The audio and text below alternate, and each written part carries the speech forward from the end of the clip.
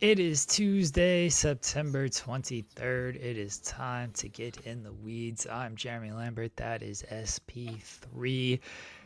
And the PWI 500 is out, SP3. So I'm sure people are having normal ones about a list of professional wrestlers. How are you doing this morning? I am doing splendid. I had a good weekend watching a whole bunch of wrestling. Felt tired by the end of Saturday after staying up late and watching CMLL on Friday night. Stayed up, watched 9 hours. Yeah, I think it was like 9 straight hours of pro wrestling on Saturday. Got a day off on Sunday. Not really, because I did a 4 hour podcast talking about one of those shows. But and then yesterday I got another day off. Well, not really, because I worked for like 8 hours writing, and then I did a 2 hour podcast on one of the shows. So now I'm here. It's a Tuesday. Start a whole new, brand new week. You would think that after all these shows last weekend that there would be no shows this weekend. Wrong. We got two shows, two pay-per-views or premium live events this weekend, and we're gonna talk about Monday Night Raw last night, which actually was a much better show than what Monday Night Raw has become. It feels like so long ago that they were on this streak of a whole bunch of good to great shows, like in the spring, and then the summer came and that all went to crap, and now we've had to see the same show for 3 months straight. And then we actually got something different last night, so it made for a better show. So excited to talk about it, excited to talk about the weekend, and excited for our guest today. But welcome, everyone, to In the Weeds. We do have new MLW World Heavyweight Champion Mads Krueger. He will be joining us at 11 a.m. Eastern. Guys, if you're here, leave a thumbs up on the video. That helps us out, and we appreciate that. And leave a super chat, get your question, comment, statement read on the air. We had mini fireworks. There we go. There's actual more extended fireworks. Leave a super chat, get your question, comment, statement read on the air. You can also just leave a comment in the chat. We appreciate all of that, all the support we always get. Subscribe to the channel if you've not done that as well. We got a super chat from Volub. This sounds like a vanilla fumble for Volub. I'm old, I'm tired. I threw my back out pulling up my pants after taking a shit, and in my pain, I still felt compelled to say ITW is better than Busted Open. That is definitely an old man problem there. Well, yeah. Throwing your back out after taking a shit. My neck, my back, my neck and my back. That's a tough life there. Volop. Hope you feel better. Yeah, hope you're all right, Volop. Yes, it was a busy weekend. I know you wanted to talk. You're 32. You're younger than we Both are. Both of us. Yeah. Man, that's a 52. Problem. I thought I felt old after just like getting out of bed and everything, but I feel better than that. So I don't know what to tell you. I felt old at 32 because I had my first kids, but weird. I don't know what to tell you, Vol. You gotta figure that out. I was gonna say figure that shit out, but you tried doing that and you pulled your back out, so maybe don't. You okay, SP3? Okay. All right. Just making sure. All right, folks. As SP3 said, we got a lot to talk about today. I know you wanted to talk about CMLL because Joel and I did not get a chance to discuss CMLL yesterday. I don't know if Joel watched it. I watched MJF and Mystico because I had to at least watch that match. I've not watched the rest of the show, but I did watch MJF Mystico, and that was a very, very, very good match. Potential match of the year, even. What'd you think of it, SP3? Okay, I know I got my composure back. It's like something went down the wrong slot, and I just started choking.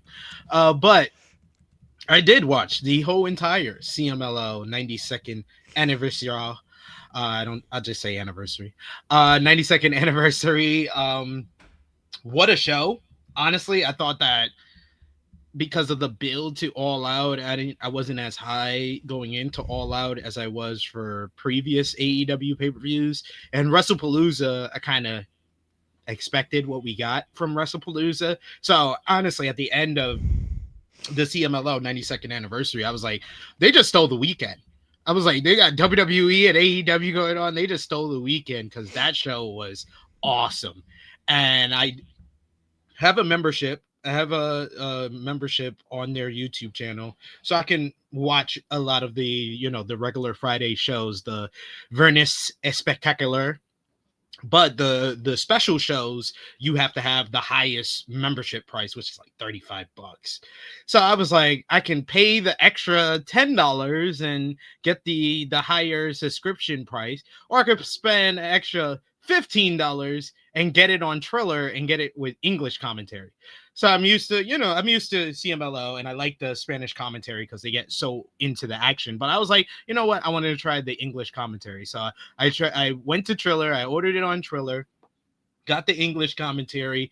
Veda Scott, man, she did an incredible job on commentary. I thought that she did such a great job because when you get English commentary on like your Japanese pro wrestling shows or your Mexican wrestling shows, it loses a lot of like the feel, and you don't get what you would really kind of want to get from English commentary, which is like the context that you would miss because you don't understand the language in whatever wrestling you're watching. And I thought Veda Scott was really, really damn good. I thought she was good. The rest of the commentators were what they were, but I thought that Veda Scott was really good and added to the presentation of the show. But man, Mystico and MJF is a top 5 match of the year candidate. Like, there's no question to me. I watched that matchup and I just thought that this was one of the most sensational matches of the year because it was such a 1970s,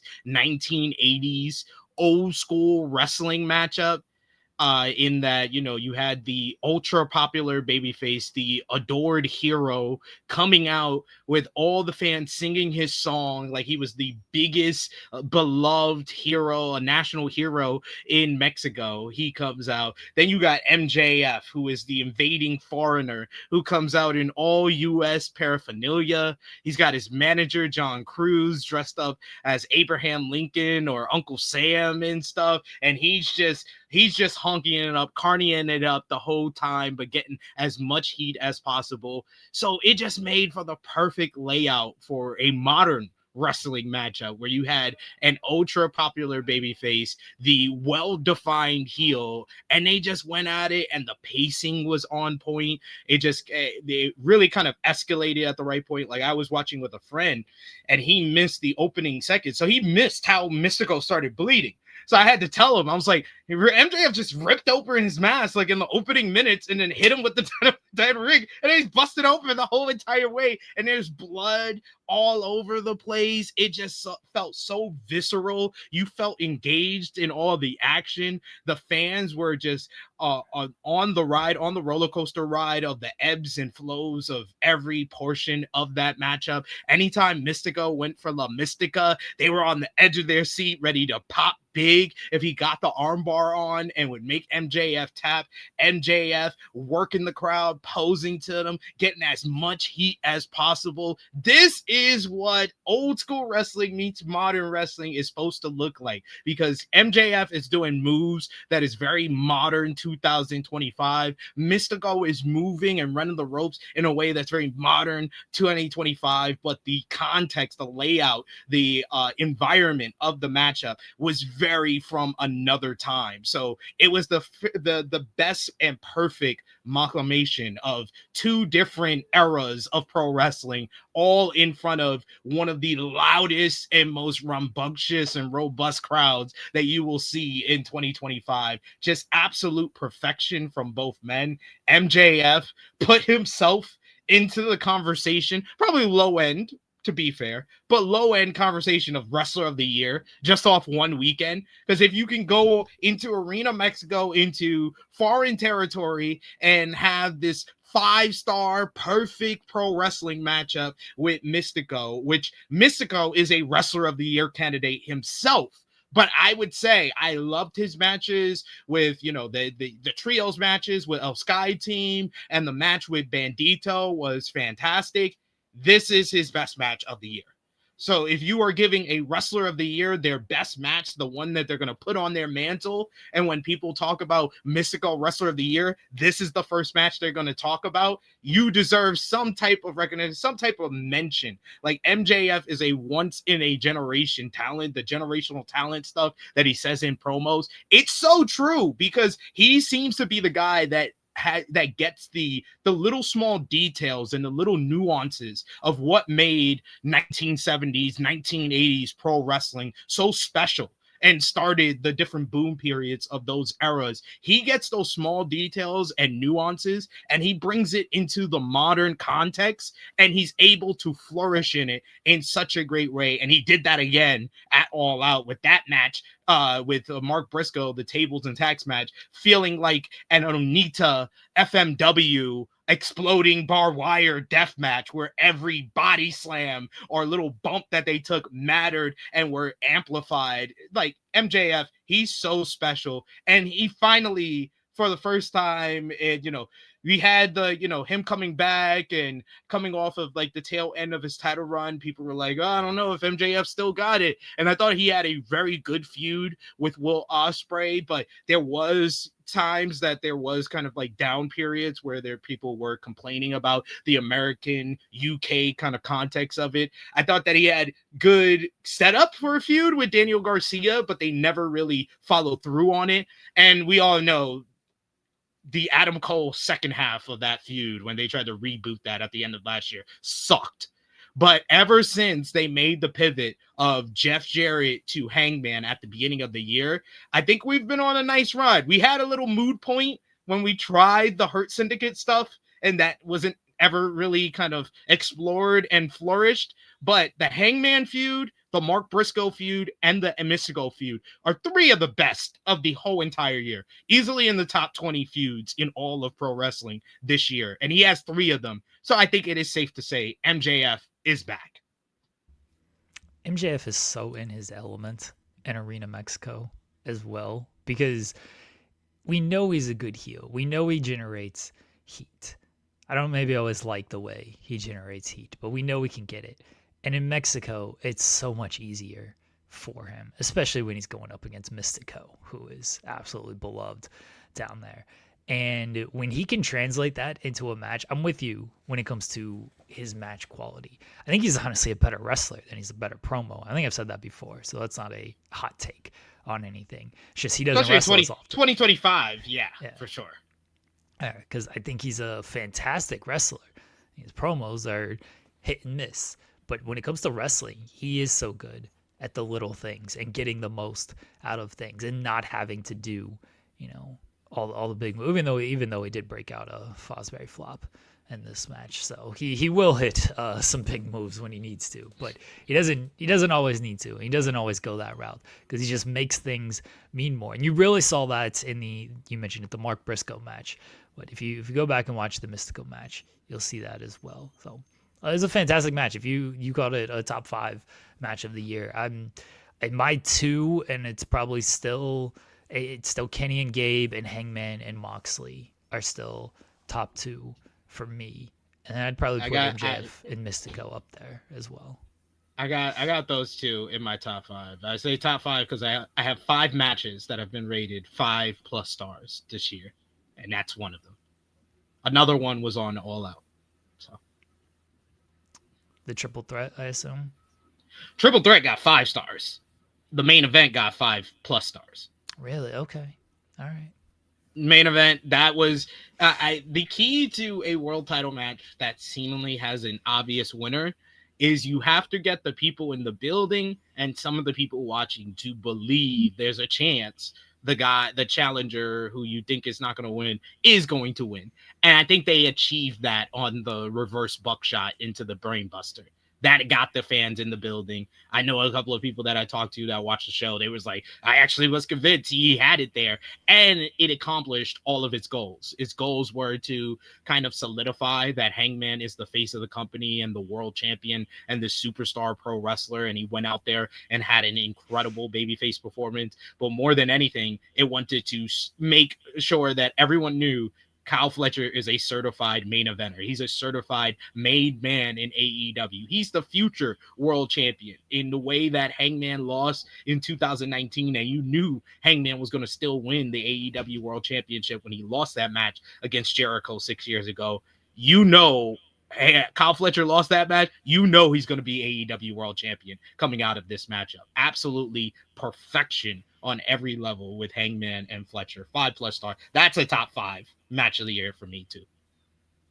When Kyle Fletcher is ready, he will win the world title.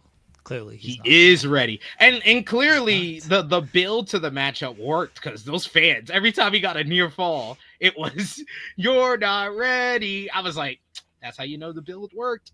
That's how you know the fans got the point of the whole build to this matchup. So yeah, All Out was a great show. I think they are kind of adopted, between the last 2 pay-per-views, they kind of adopted the New Japan pacing of their shows. This one was very akin to a Tokyo Dome show, where it started off with kind of the lesser matches, gave you like one big grudge match at the beginning. Then it went more into kind of matches that have a little bit of build, but not that much. Then they gave you the final 5 matches, which were all either bangers or very good. 5-hour show. No, but it was paced. It was paced very well. Again, afternoon shows, I don't mind that at all. Yeah. I preferred the triple threat match over the main event. That was just me. That's fine. I think if the triple threat match, and I know that it was by design, but I think that in my 3-way matches, I prefer 3-ways that have a lot more all 3 men in the ring. And I know this was by design because they wanted to keep the interactions between Okada and Takeshita limited. I think that if we got more 3-way sequences between all 3 men, then it's easy 5+ stars. But it's 5 stars for me. I thought it was a perfect 3-way, because that's another matchup that accomplished all their goals. They wanted to get you as hyped as possible in Okada and Takeshita. And I came out of All Out like, that's the one match that I want to see the most, that I wouldn't mind them just dropping that on a Wrestle Dream card at all. But I feel like they're going to drag this out a little bit farther, make us wait a little bit more for that matchup. But they accomplished that, and they made Mascarita Dorada into an absolute superstar. They made him that was a star-making performance by Dorada, who I've been impressed with. Like last year, I said the person that I didn't know about that I became a big fan of was Hechicero. This year is Mascara Dorada. Between the Bandito match, he had an incredible matchup on the Friday show, the 92nd anniversary. Him, Atlantis Jr. and Neon versus Hechicero, Volador Jr. and Zendikon Jr. That was the second best match on that whole entire show. Fantastic match there. And then he turned around and puts on one of the most spectacular single match performances that willed those fans in Toronto to start cheering for him. They went in there, wanted to see Okada and Takeshita. And I know like people like Jimmy going into the matchup like, oh, why you're just wasting time doing this 3-way. Give me the match that I want. But they accomplished something by making him a main man. And he's a guy that if they haven't already, they need to sign to one of those dual contracts. The PWI 500 is out. SP3. Cody Rhodes is number 1 for the 2nd straight year. Jon Moxley is number 2. Gunther at 3. Hangman Page at 4. Hiroki Goto 5. Jey Uso, Swerve Strickland, Seth Rollins, Mystico, Will Ospreay. As a man who famously makes lists, how do you feel about the PWI 500 and Cody Rhodes winning for a 2nd straight year? I think that certain people will see this list and not go into like the context of it all. They'll see this list and they'll instantly be like, oh my God, PWI is so wrong. Cody Rhodes was not number 1 for the past year. Or they'll look at this list and be like, oh my God, PWI is so right. Cody Rhodes is obviously number 1 for the past year. I think that you have to look at the context of what is the eligibility kind of period. What is the period they're talking about, which was from August 1st of last year into this year, the end of July. Cody Rhodes was undisputed WWE champion for all of 4 months of that time period. It makes sense. PWI is a place that, yes, it takes into account how great your matches is. Yes, it takes into account kind of like your presence, your push in the company, but a lot of it is down to your accomplishments, where you stand in your promotion as far as, are you the biggest star? Are you one of the biggest stars? And I think they got it right mostly with this top 5, with this top 10. I think that these are the 4 guys who had the strongest year from WWE. It's the 4 guys who had the strongest year from AEW. You got the guy who had the strongest year from New Japan, and you got the guy who got the strongest year from CMLL. That is pretty much what should be the top 10, and it makes sense for Cody to be number 1 again. Would I have put Cody number 1 if I was part of the voting for this? Probably not. Probably not, because I think that especially the 2025 half of this eligibility, it's been pretty weak for Cody. I would say before SummerSlam, Cody did not have a great match since Royal Rumble. So he went from the beginning of February to the beginning of August just having all right matches, forgettable matches, good matches, but nothing that would be considered great that you have to remember. He had a 5-month period where he was kind of not really delivering his best stuff. His promo work wasn't that great after the Cena feud at all, heading into SummerSlam also. So, yeah, I mean, he's pushed as the top guy, so it makes sense why he's number 1. Is he number 1 in my eyes? Not necessarily, but I understand why PWI has him there.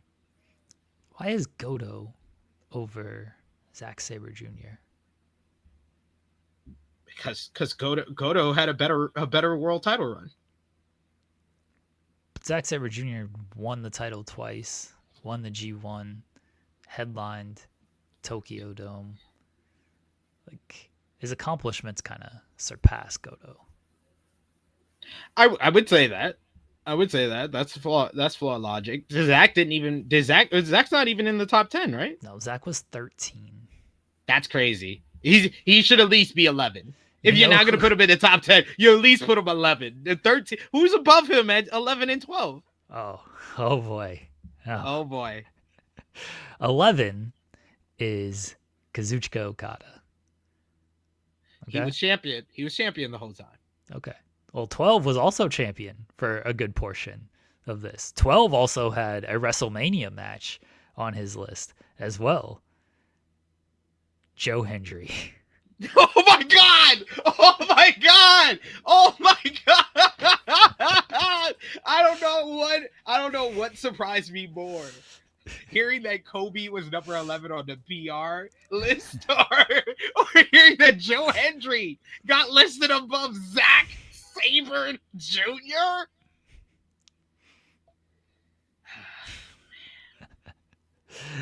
Yeah, that one I was like, okay. What?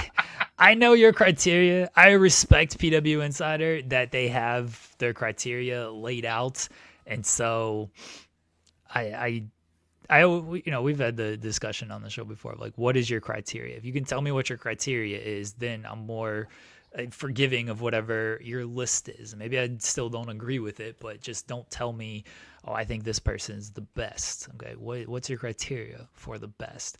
I respect that they have a criteria. I don't know in what world Zack Sabre Jr. is below Joe Hendry for the year. He didn't have better matches. No. He had less title reigns than Joe Hendry. Less accomplishments. Joe Hendry had less title reigns. Yeah, less accomplishments.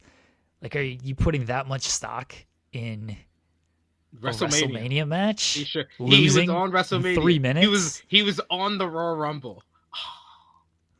Like, again, your criteria doesn't hold up there. The math ain't mathin'. Yeah, that's a tough one. That's a tough one there. But that's kind of crazy. I will say that is kind of crazy. Yeah. I was all for the argument of Goto. Yeah, Goto had a better year than Zack, but you're not about to tell me Joe Hendry did. No. Yeah, that's a tough one. Oh, there you go. There's the PWI 500. Cody, back to back. I get it. Last year was you knew it was going to be Cody's year. You felt it, especially the WrestleMania win and everything. This year didn't really feel like it was Cody's year. I mean, No, his I title would. defenses. I would have, if they really wanted to cause some controversy, I would have done Moxley. Yeah. Yeah, that would probably upset people. Yeah, that would have pissed people off tremendously. Would have been great. Cody's title defenses during this period of time were Solo Sikoa and Kevin Owens. That's it. Those were his only title defenses during this time. Did they put stock into the Crown Jewel Championship? Because he did win that. He did. He beat Gunther. he beat another person in the top 10, in the top 5, actually. Yeah. That's what can you do? It's their list. They'll defend it. I understand. Make your own list if you're not happy about it. And SP3 does make his own list for a lot of things, but and people steal my homework. Yeah, that's true. Yeah. Hopefully Jesus. Becky. I was like, y'all couldn't even do a better job of mixing up the people. Like, it's practically the same. They just literally removed the Lunder Blaze, put Rhea Ripley, and then dropped everybody down one.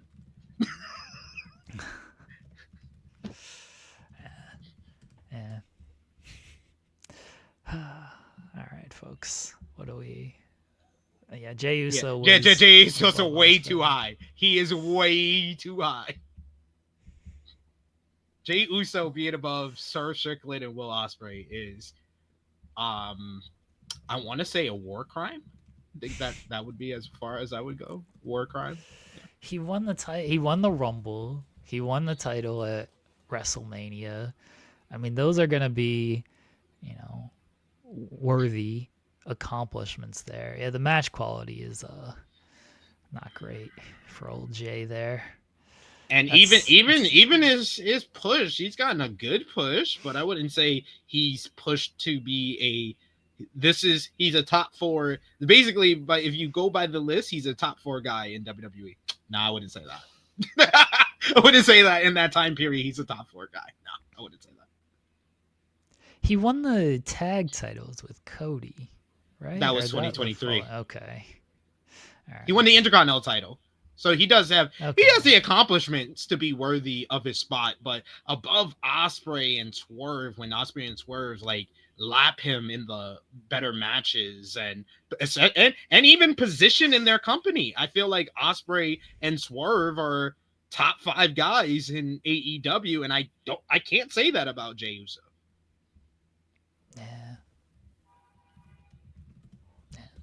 Yeah, Jey Uso's a tough sell. Yeah, his whole criteria is, I mean, that Intercontinental title reign was like 2 weeks as well. Mm-hmm. Yeah. So his whole criteria is got a 3-month run from the Rumble to WrestleMania. Then after that, it was a little off. But with a kayfabe list, it does feel like and I kind of understand why, is they factor in box office as well. Yeah. And I mean, Jey moved merchandise. I don't know if he moved, anything else, but he definitely moved merchandise. So for sure. Yeah. All right. I thought Jey was good last night on Raw.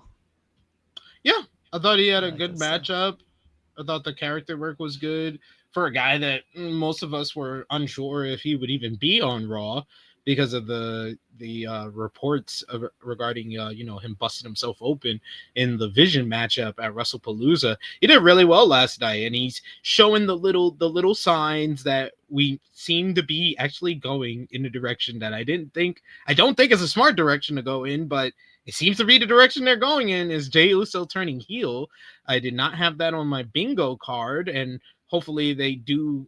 I'm guessing they're going to pivot at some point to something else, but it seems like right now that's where they're going. And I like the backstage segment with Cody Rhodes, which popped me, and I immediately went to our In the Weeds private chat, and I was like, yes, big pop for Jeremy's favorite trope. Look at the title. But they did it in a subtle way. They did it in a more subtle way. This felt closer to Batista and Triple H, which was the first instance, and why Triple H overuses this trope, because it worked so well that first time that Batista did it. This was closer to that than the Rhea Ripley IYO SKY one from back in like May. That was just like, okay, you're just overdoing it. This is just way. I understand where you're going, but don't give it to me that much.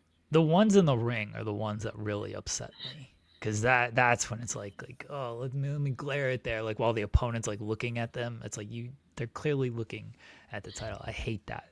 The backstage stuff, the Orton one was overkill. Remember when that happened? Yes, Orton, that was overkill. Yeah, that one was overkill. This one was probably one of the better ones that they have done. So I thought Jey was really good on Raw, and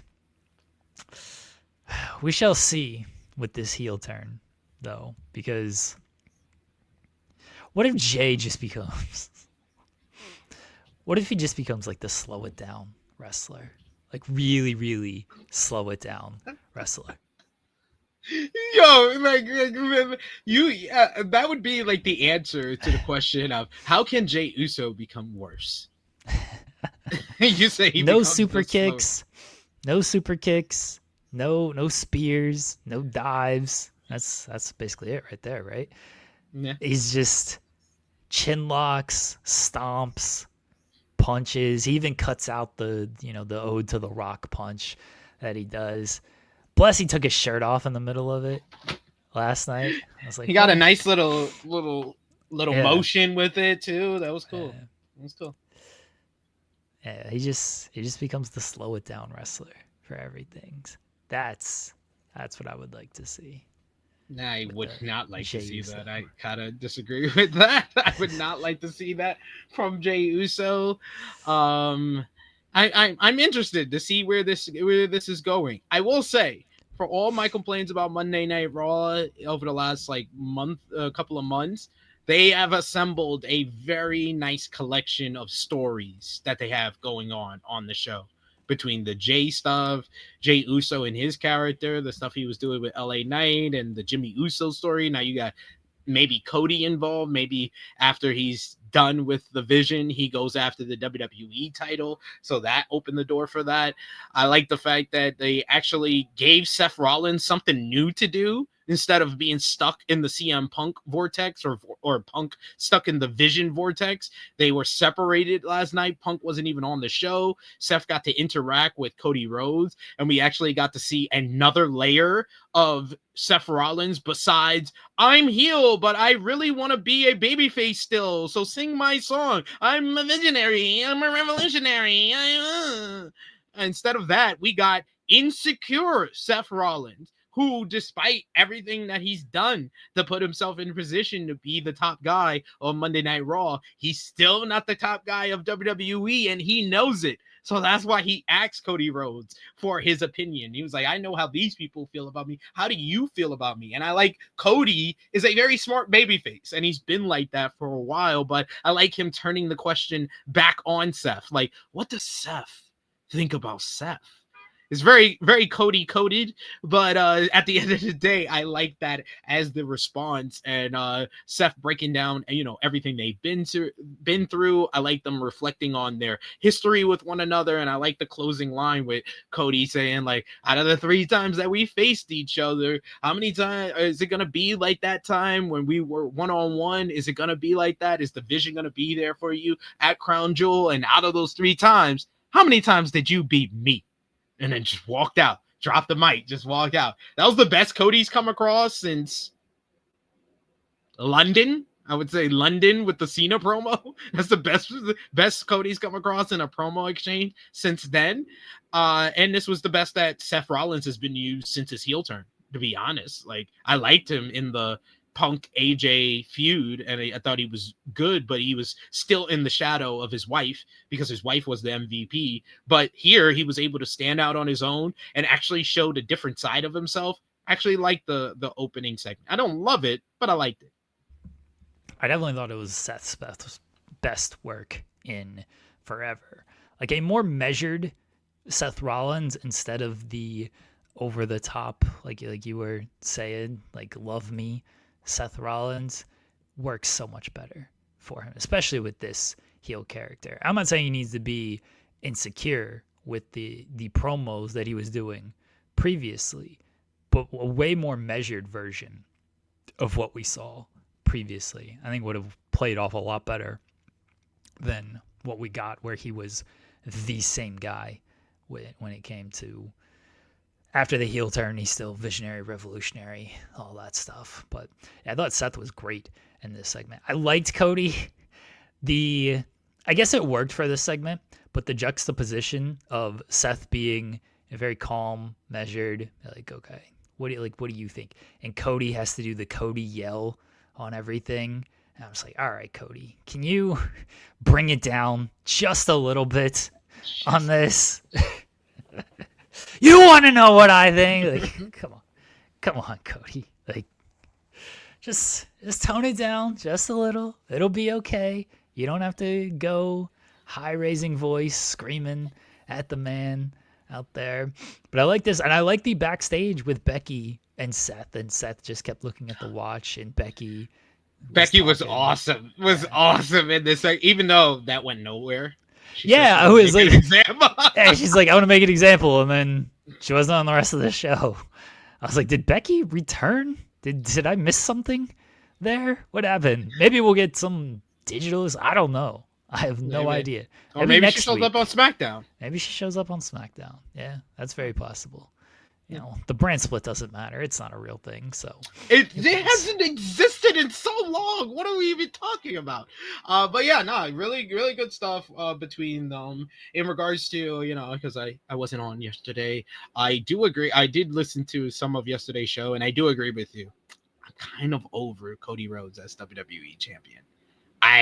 And the report that came out did not make anything better. Who came out with the Cody and Drew suggestion? Bodyslam.net reported that Cody Rhodes and Drew McIntyre went to WWE Creative and pitched Drew McIntyre winning the WWE title due to Randy Orton trying to get involved and accidentally costing Cody the title. I was like, yeah, that's a much better way to close your historic first ever ESPN PLE. That Cody Rhodes, Drew McIntyre match, for two people that I enjoy their work usually, that was a fucking mid-ass match. It was fine, like 3 stars, 3.25, but for your premium live event main event, that just, oh man, I agree with the ESPN review. It came off like a SmackDown main event instead of a historic PLE main event. This shit was Fastlane 2023 in comparison to the new WrestleMania. That match, I didn't like that match. I didn't like it. That was you're talking about wrestlers just slowing it down and doing methodical stuff. That was also like, that was all the worst tropes of Cody and his selling. I was like, all right, Cody, we get it. That was dumb. That was extremely dumb. He has a concussion, but the commentary can't say concussion. So, he's not 100%. He's a little bit drowsy. Yeah, that was very dumb. And then he hits the move perfectly. It's like, come on. Why are we doing the move perfectly after acting like you were so thrown off here? That match didn't do much of anything for anybody, honestly. And Drew loses again, and I'm tired of them just making Drew out to be this giant loser. There's only so many times you can just lose these matches and then complain about losing these matches and then troll people online and then lose. Like, it's the same cycle. It's like, all right, at some point you got to actually win this title and make good on these statements. and it didn't I happen. don't believe anymore. I don't believe Drew Yeah. will win the title anymore. Like this was the chance. This was the chance to do it. If you're going to do a title change in this feud, that was the show to do it, and they didn't do it. So this feud will probably conclude with Drew losing again. Yeah. I'm sick. Like, there's no type of creativity in Cody's feuds. Like, let's honestly, let's think about it, guys. Think about Cody the last 2 years. He wins the title, finishes his story in the Royal Rumble. He feuds with AJ Styles for 2 months, for 2 PLEs. How did that feud start? AJ won a number 1 contenders match and had a match with Cody. It was a great match, so they decided to do it again, and he attacked him to get another title match. And I will literally say that about each and every one of Cody's feuds, literally from then to now. Then who did he feud with? Logan Paul. They just announced the match.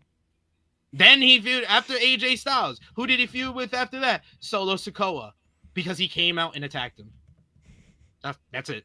That's the story. He was trying to be tribal. It's really Solo's story that really involves Roman Reigns. It has nothing to do with Cody. Cody is just the champion facing him, and he feuded with him for 3 months.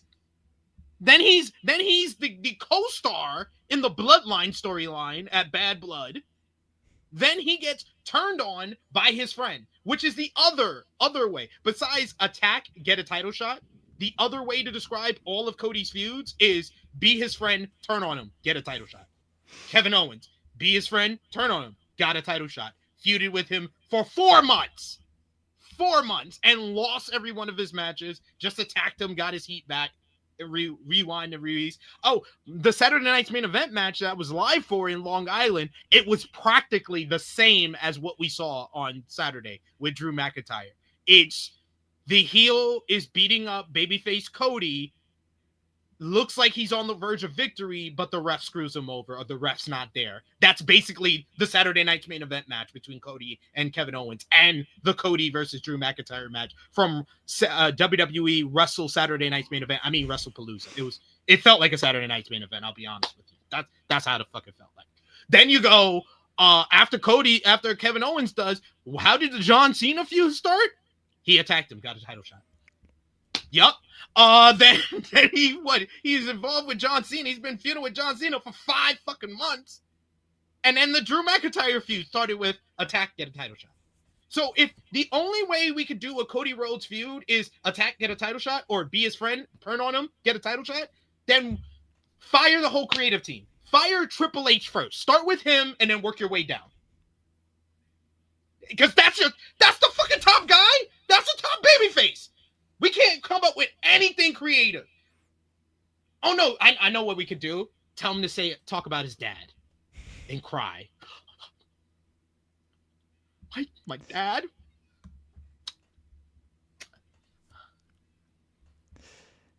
John Cena just tweeted, I do not choose my opponents, but I, even through the tough times, always listen to fans. AJ Styles, are you listening? Better yet, Triple H, are you listening? You know, Wait, John he said Cena. that? You know John Cena's fed up with this shit when he's like, give me this AJ Styles match. I don't want to do this stuff anymore.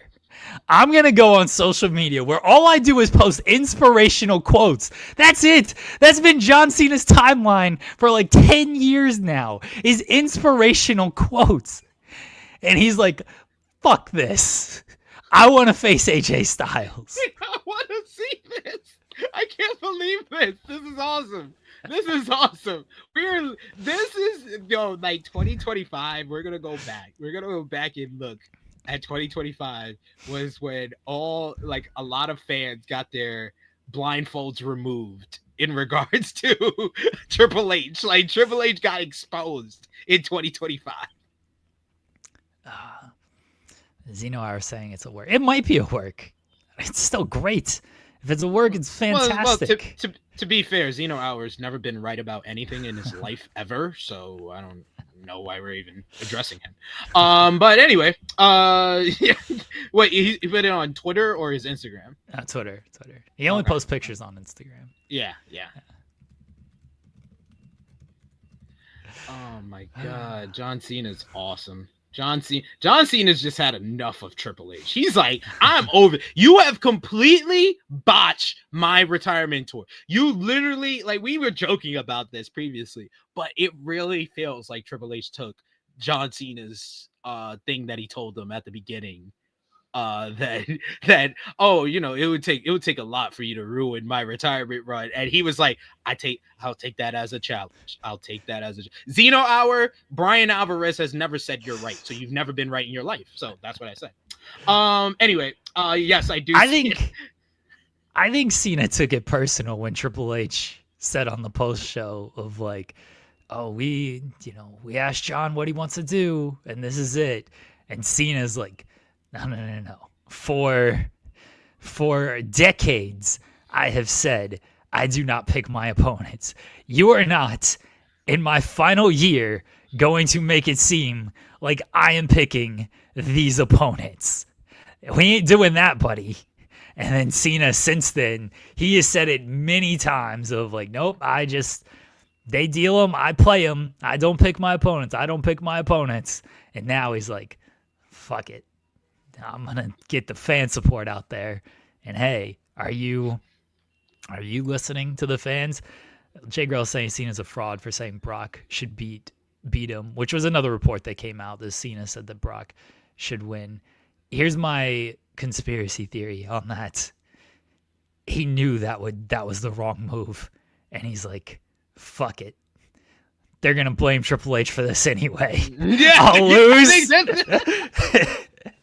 I'll lose, and Triple H will get all the heat for this. You wanted me to do this stupid match that I didn't want to do against Brock Lesnar?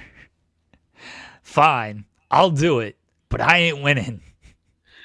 Yo, that's epic if he did do that. If he's the one that makes the call and be like, no, I want to lose. Let's put over Brock. And he tries to make it sound like something that they would want to do. Like, let's put over Brock. He's going to be here past December. I'm not going to be here. We should definitely put him over. No, knowing that Triple H will get all the blame and not him. Big brain John Cena. This is why he's been at the top for so long. And Triple H had to, ride the coattails of others to get in his position that he was in for so long. To be fair, though, to Triple H, after all these years and all the people he's backstabbed or politicked against, he's finally got his wish. He's the face of the company. Sadly, he's the face of the company. Sadly, he's the face of the company. I get so annoyed. I ranted about him opening the shows yesterday. That's too much for me. I get so annoyed. Every commercial he is in, he has to, every single commercial, this man is the WrestleMania. We're coming back to Vegas. And it's like, oh my gosh. The ESPN deal. The intro to the ESPN deal just for him to be in the ring to start the show. I was like, you're already telling me this is going to be like the Netflix premiere of Raw. And then I watched the show and it was one of those self-congratulatory WWE shows. Let's pat ourselves on the back. We're great. The final form of sports entertainment has arrived. Oh my God. This guy makes me sick. He makes me sick. The final form of sports entertainment's hilarious. Absolutely hilarious. If that was the final form, we're screwed. Commercials, 9-minute matches that make kids cry. We're completely screwed if that's the final form of sports entertainment. That match sucked too, Brock and Cena. That match sucked. And the layout wasn't going to do it any favors. So. No, you basically laid it out to be a poor man's version of SummerSlam 2014. Like, what did you expect? Did you expect people to be like, oh my God, Brock squashed John Cena again? And like I said yesterday, the SummerSlam match at least made sense because Cena was a champion who got the title because Bryan was hurt. Brock had just coming off the streak, conquering the streak and everything. So Brock being an unstoppable monster in that made sense. But Cena put up way more fight in the SummerSlam match compared to this match. This match was just straightforward, just dominant over 9 minutes. It's like, okay, this is what we're doing. Yeah, and when it was done at a much slower pace on Saturday than comparison to SummerSlam because they're 10 years older. yeah, they're 11 years older. In Yeah. fact, god damn, man, like I just don't understand the point. Like you have to be having Brock Lesnar squash Cena to then put over someone else, but who is that going to be? Is that Braun Breaker? And when does that happen? Does that happen at WrestleMania next year? Is that like what you're planning for Mania next year? Then okay, maybe I could be like, in retrospect, yeah, you needed Brock to beat Cena here. But I don't think that we're gonna see anything that makes us go like, oh yeah, Brock needed to squash Cena here. We only have 5 more dates. This is objectively one of the worst booked retirement tours I think I've ever seen. And it's not like Cena, love Cena, but babyface Cena hasn't exactly been very victorious over the years. Like Logan Paul's his only win in years as a babyface because all his victories this year came as a heel. Yep. So it's not like babyface Cena is the super Cena that we love. I mean, he can say, because they tried to do that in the build up of like, oh, I'm looking for a fight, like I'm not gonna back down from a challenge. Oh, he beat Logan Paul, the real John Cena's back and everything. He still lost that match to Cody Rhodes. It's not like he, came back and was immediately unbeatable. He literally lost his first match back as a babyface. So he was not this unstoppable super Cena, LOL Cena wins, just because he beat Logan Paul. Brock Lesnar winning that match didn't do anybody any favors. But and wouldn't the thing to do, especially if this is going to be the last, because I don't know if you guys mentioned it yesterday, but I'll mention it today. Brian Alvarez on Wrestling Observer Live yesterday reported that he was told by WWE sources that match at WrestlePalooza is the last time John Cena and Brock Lesnar will face each other in WWE. Because like, I don't know about you, I watched that ending. I was like, okay, so Brock's the final opponent, because you can't make the fans cry like that and then focus on it. And then this dude only has 5 more dates and he's not going to overcome the Beast. That's it. He's just going to move on to something else, something new. Well, that's dumb. That's short-sighted. I thought it was going to be the final opponent as well, and that's what they were setting up. I know what Alvarez said. I know what the promotion material said, because they promoted it as this was going to be the final match. Yeah. Okay, let's not act like plans can't change and that it can't still be. They can't do it again in December. But if that was the final match, what did we accomplish here with Cena and Brock? We got Brock Lesnar over as Brock Lesnar. Great. You didn't need to use John Cena for that.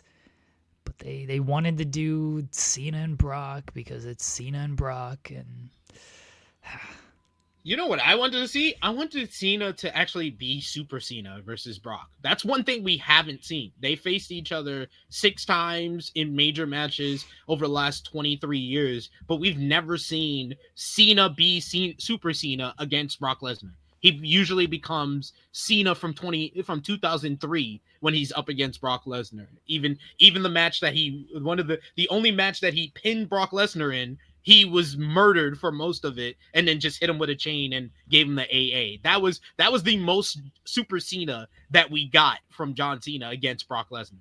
But we haven't really got that for a long duration. And I'm not even talking about long duration. I'm talking about like the 8-minute matchup. It would have been much better if it was Super Cena versus Brock Lesnar and not Cena that can only hit his 5 moves of doom versus Brock Lesnar. Let me get the Cena that was against Cody Rhodes, that was busting out cold reds against Brock Lesnar. Let me get that. It should have been. Here's how I would have booked this match. Brock charges at Cena. Cena hits Trouble in Paradise and pins Brock. 1, 2, 3. Yo, that would have been awesome. I would have popped huge for that. That's how I would have booked this match. He pays tribute to all the people that have got murked by Brock over the years, and he finishes them off with a Trouble in Paradise and then Tombstone. Tombstone Power Driver. Real redemption. 2022-0. That's how I would have booked this match, though. 8 seconds, Trouble in Paradise, Cena wins. Move on from there. So stupid. Yeah, Zeno are saying that I think other people have said it. Like, it's setting up War Games, which seems to be where they're going with it. Okay, fine. Maybe Cena will pin Brock in War Games. I don't fully think that's going to happen, though.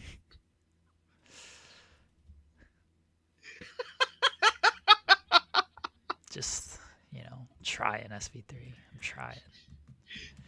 Yeah, like even if this was to set up War Games, Cena is not beating Lesnar in War Games, so there still is no point to Brock beating Cena at WrestlePalooza.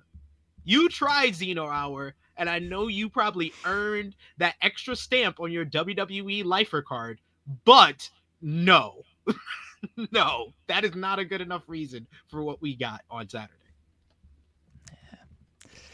It wasn't good. It wasn't good at all. And now Cena's not going to appear until Crown Jewel, where maybe he will face AJ Styles. Maybe he will get his way. But if you're going to do that, then you should have had AJ in a segment that mattered last night. Well, I don't think that's their plan. They're not doing it.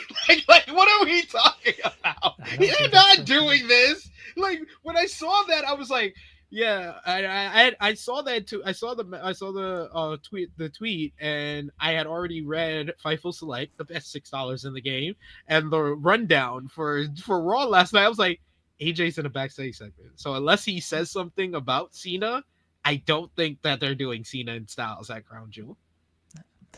All right, folks, we have our guest here.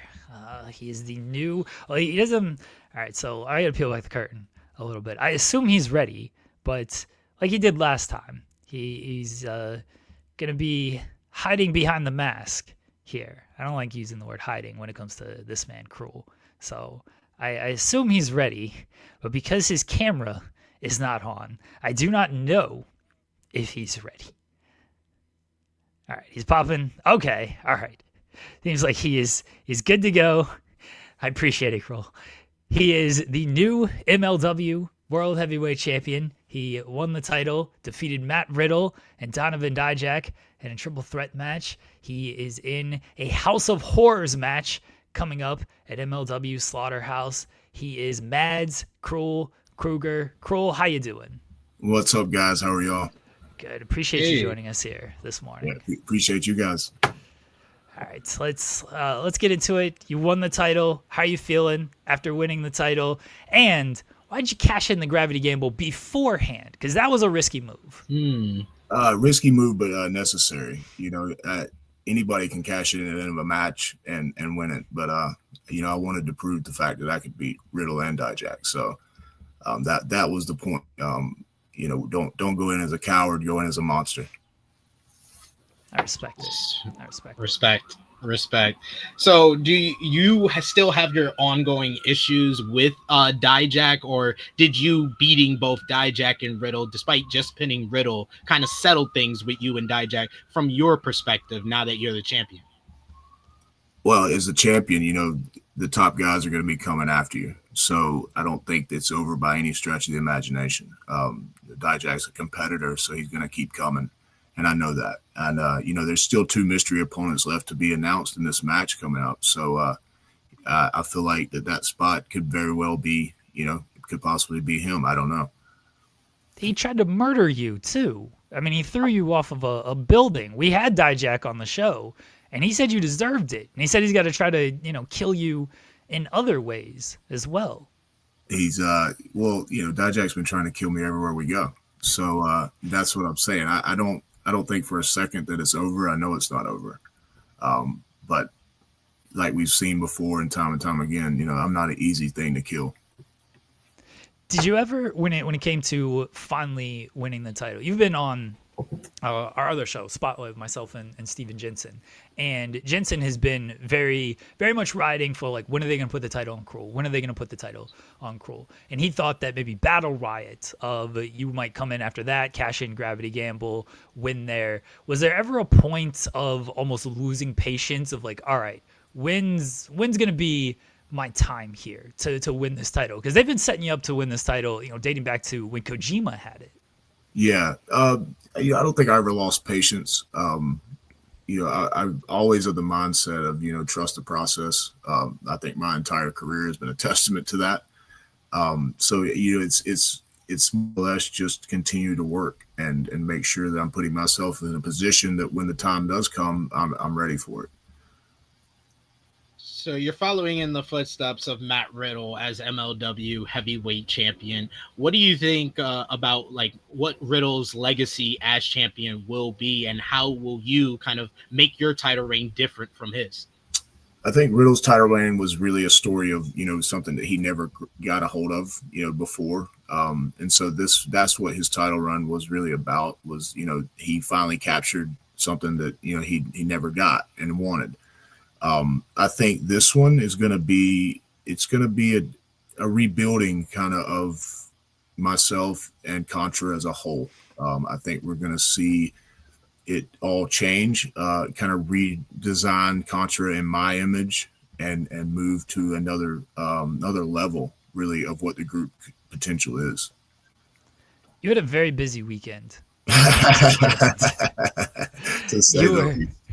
You were in Toronto on Friday, flew cross country into another country for GCW in Los Angeles on Saturday, then flew back to Toronto for Mystery Wrestling on Sunday.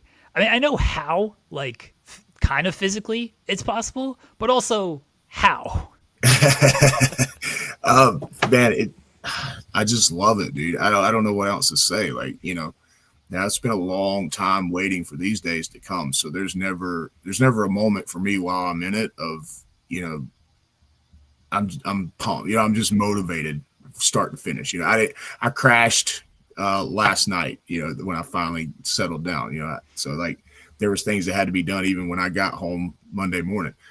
So there, it's I just keep moving forward, man. Like I said, I just love it. I love what I do. I love, wrestling as a whole. And I want to be a part of everything that I can be a part of.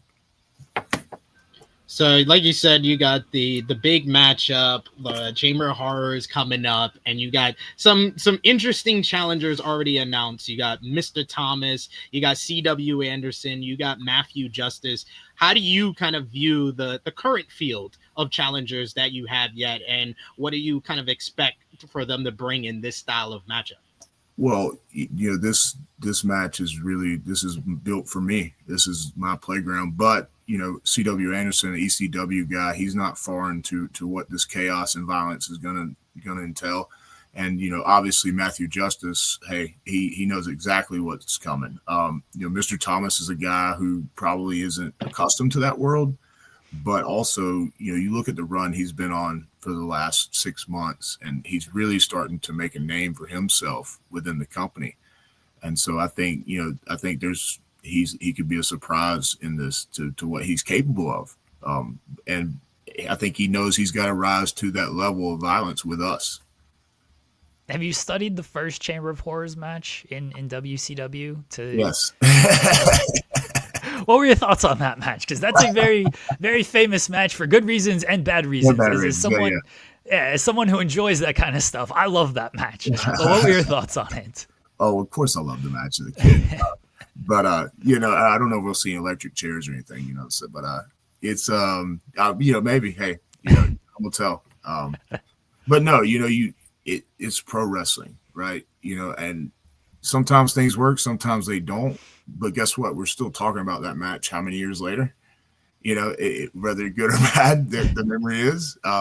It was there. It was a thing. It happened. And And so I think that's what you're always trying to create. We're trying to create moments, and I know that we'll do something here that will hopefully be a memorable moment for this match. So you look at the field or the roster for MLW, and there's so many different talents that you could potentially face in this reign, from your Bishop Dyers to the partnerships MLW has with CMLL and New Japan. Is there anyone in particular you want to step in the ring during this reign that you feel can bring something new out of yourself? Man, I want to. Bishop Dyer comes to mind right out of the gate. That's definitely a match that I want. But like you just said, I mean, our roster right now is so loaded with talent, and I've never had the opportunity to go to Japan. I've only wrestled in Mexico a few times. So to be able to get in with some of the stars from those two places would be amazing. And I think would open those doors for me. So I really hope that, I can't name one guy off the top of my head because I want to work with all of them. Because I just want to create with them and see what we can do and tell my stories. Talk to us about working with Shotzi Blackheart, because it's not something you think of, but then when you see it, it's like, oh yeah, this makes sense.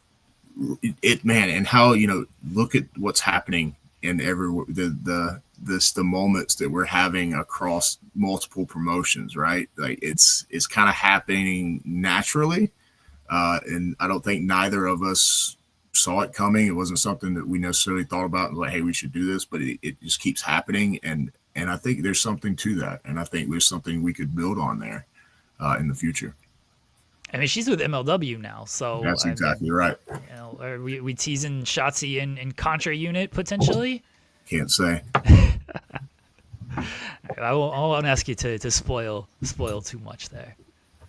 Well, we do want you to kind of give us a hint of what's next for Contra, because I don't think like a lot of people appreciate how long Contra has been dominant over MLW. Like you hear in the wrestling world about like factions, you hear about like the Bloodlines reign in WWE, but Contra's been around as long as them. Like y'all started in the pandemic era, y'all are still going, and now you have the MLW Heavyweight Championship sitting on top of the company. What's next for Contra now?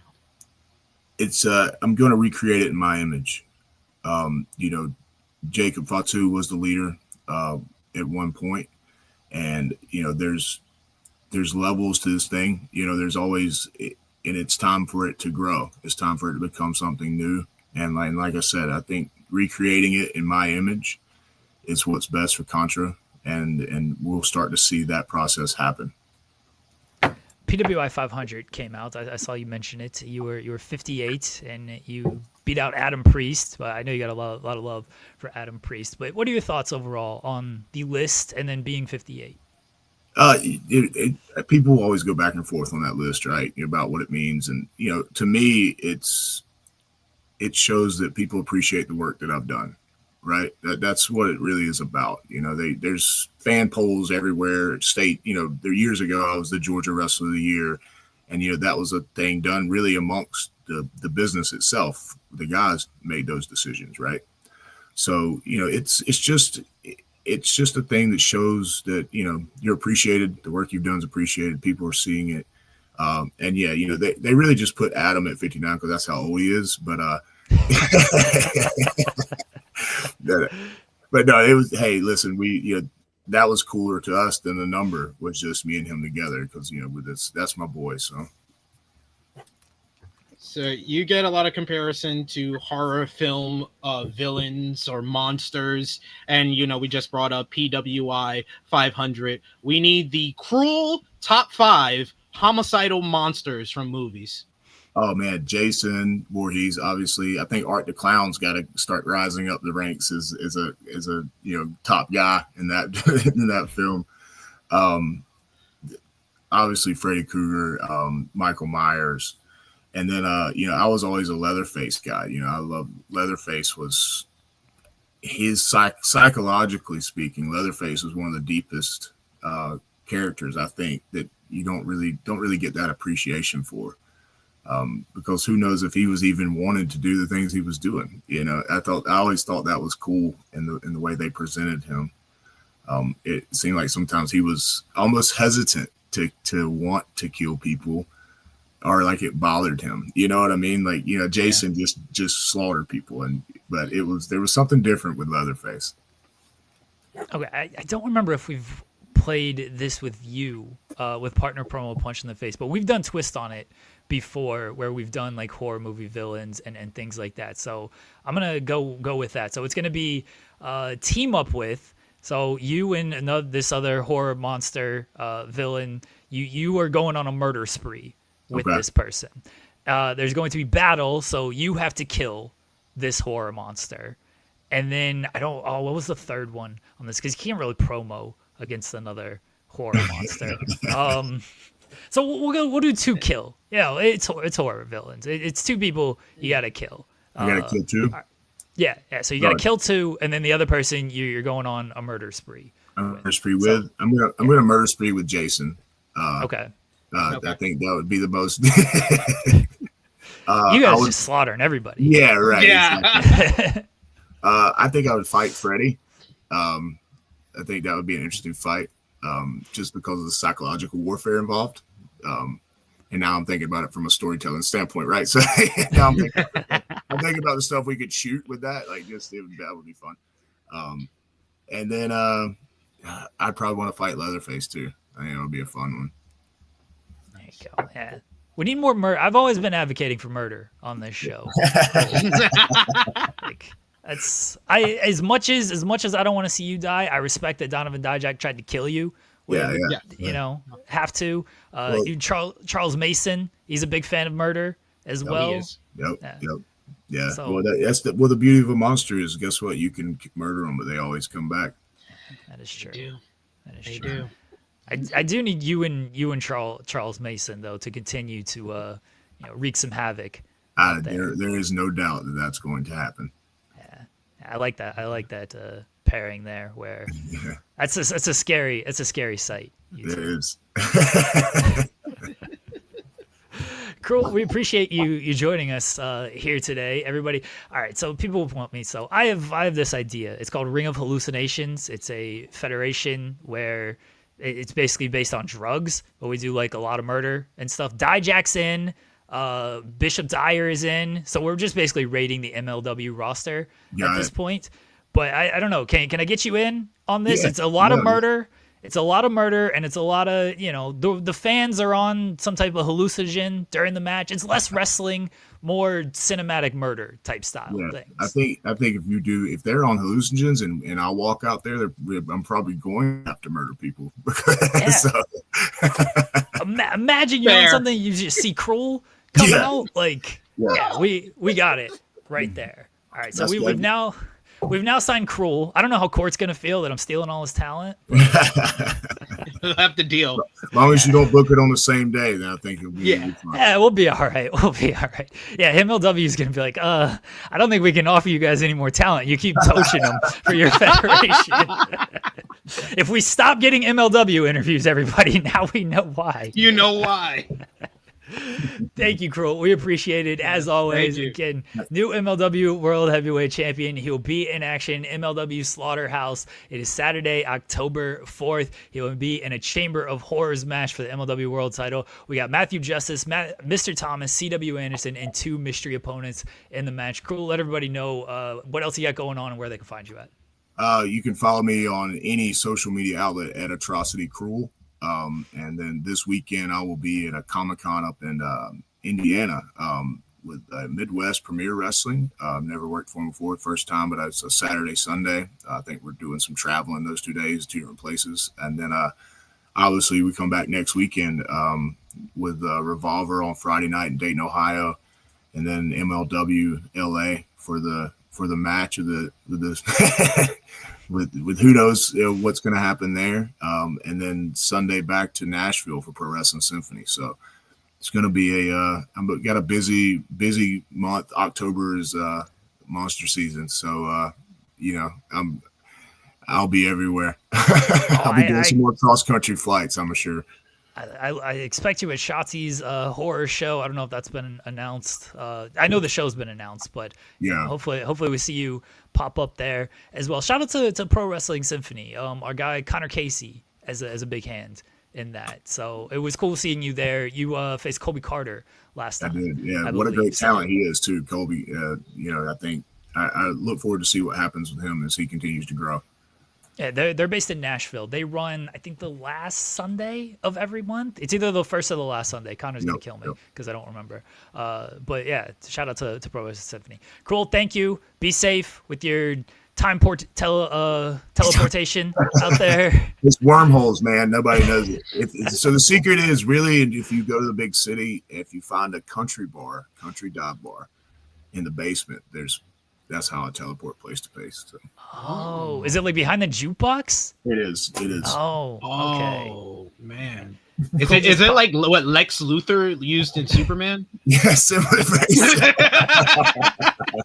Very similar. Now we know the secret, everybody. All right, what do you? Oh, I mean, sorry to keep you a little bit. No, longer. I'm fine. Yeah. Okay. All right. So now you mentioned dive bar. All right. Krule walks into a dive bar. This is not a setup for a joke. I know that sounded like. I know. I did. Krule walks into a dive bar though. What are you playing on the jukebox and what are you drinking? Oh man. Probably Alice in Chains. Okay. And probably just drinking a beer. Probably a Miller High Life. That sounds good. Yeah, the champagne beers, man. The better question and more appropriate for me and Jeremy. You're at a karaoke bar. What are you singing? Ooh, Shimmer by Fuel, man. Oh, okay. I like All that. right. I respect that. So we're big karaoke guys. So well, obviously, I've had some experience in it with the answer that quick. So yeah, I was like, he was ready. Yeah. Krule, we appreciate it. Again, good luck with everything coming up. Congratulations on winning the MLW World Heavyweight title the other week. And thank you again for joining us here today. Appreciate it, guys. Thank y'all. Thanks, Krule. Thanks, Krule. There you go. There is Krule. Yes, people are always surprised when it's like, oh, Krule seems pretty chill. I was like, yeah, he is. It's very funny. I don't want to blow up MLW spot too much, but they're like, oh, can we do like off camera to keep the mystique? I was like, he's been on our show with like not the camera on, with the camera on, and like as himself. He did an hour with Jensen and I on Spotlight, and he was just on camera the whole time. And like, I have no problem being like, yeah, sure, MLW. Like we can do it off camera. It's fine. He put the mask up for this one, but people are always very surprised of like, oh, he's super chill. Like he's super nice. I was like, yeah. He is. He very much is. I didn't know what to expect the first time when we did interview him with Jensen and I, because you see Krule and you're like, what are we getting out of this? Like doing the interview. So we're backstage and everything. Again, he's who you see, but I'm thinking like, oh, he's going to be in character. He's going to give us like 1-word answers. This is just going to be a short interview. Like, nope, hour. His kids came in. His kids were wanting to play video games with him and everything. Nice. So, no, Krule is my wife just messaged like he's a murderous sweetheart. Yeah. Yeah, murderous sweetheart. That's the best right. way. Best way to put it. Yeah, he's very cool. I was like I wasn't sure what we were gonna get because I didn't see the previous interview. This is my first time chatting with him, but I know of him from his time in MLW. But yeah, very very chill, very down to earth guy. Yeah, he's a great dude. So shout out to Krule. All right, Raw last night closed with Asuka misting Rhea Ripley and then taking out IYO SKY, and a reluctant Kairi Sane had to drop the elbow on poor IYO SKY. That the Kairi sell of Asuka saying her name while she was talking to IYO is one of the funniest things I've seen on WWE television this year. She literally is looking at IYO and she's like waiting for it, and I think they like mistimed it. So then when she hears Asuka say, Kairi, she drops to her knees. Like she just got hit with, like she's Roman getting hit by Seth in the Shield breakup. She's like, oh, all right. It comes. It was... Kairi is doing some of the best work of her whole entire WWE run right now. I loved it. I thought this was great. It's been building, obviously. I'm glad they just went ahead, went with it, pulled the trigger on it. I thought it came off very well, and it's a feud that the title doesn't have to be involved either, which is always nice when there's other feuds with the title not sticking into it. And I thought Kairi was so funny. And this Kairi is very underrated as just I don't want to say actress, but you know what I mean? Like just as a performer in that sense, not in ring, but as a television character. She's very underrated. Just her on the outside, even going like, yeah, her mannerisms are great. Like her mannerisms are really good. So. I'm just laughing the whole time. But man, you didn't even mention the best part about all of this. That Asuka and Rhea match ruled. Oh my god, that was better than like 80% of WrestlePalooza. Yeah, I mean, it was better than anything not named Vecker and IYO. Yes. Yeah. Oh, yeah, the Rhea and Asuka match was fantastic. They got to cut out so many of the roll-ups in the main events. That's where I'm like, all right, come on now. Can we not do another roll-up? Remember that was like the finish to like every match during the Vince era?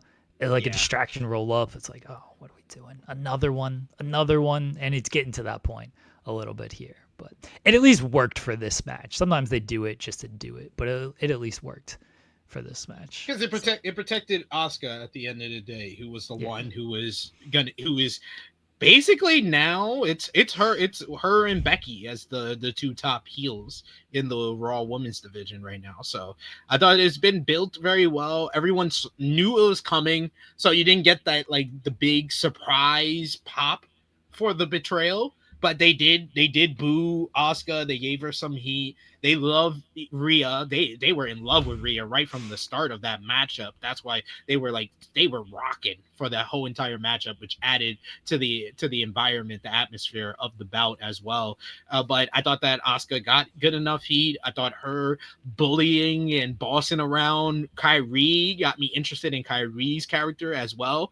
And it sets up what could be the show stealer for Crown Jewel in Rhea and IYO versus the Kabuki Warriors. So sign me up. And it was a ending of Raw that didn't involve the Vision. Oh my god, that's the best ending of Raw in like months. Yeah, I was scared. I was like, oh, when they announced Jey Uso and LA Knight, I was like, oh man, here comes more Vision stuff. But now they put that in the middle of the show, thankfully, and they went with Asuka and Rhea to close the show. But yes, the fact that the Vision was not involved in the main event did immediately increase the rating or the goodwill of this episode. Yeah, for sure. I enjoyed this episode way more because no Vision in the main event. Got something new from Seth. Could have got more Becky, but I thought a lot of the stuff that they did last night, the stories are on a good path. Most of the stories. There's one that I'm still not sure about. What's that? 2, 3 weeks, 4 weeks later, I'm still not sure about this Bayley one. Bayley, yeah. Still not sure. They gotta... It's a fine line, right? Because she's playing a split personality here. Yeah. And I hope they have a plan on what the actual payoff is, because I don't know how long the split personality is going to work. Maybe they can keep getting away with it, but it feels like you gotta lean one way or the other with it. And which way are they going to lean? Is it going to be the hugger Bayley kind of making a return, or is it going to be more of a psychopathic Bayley?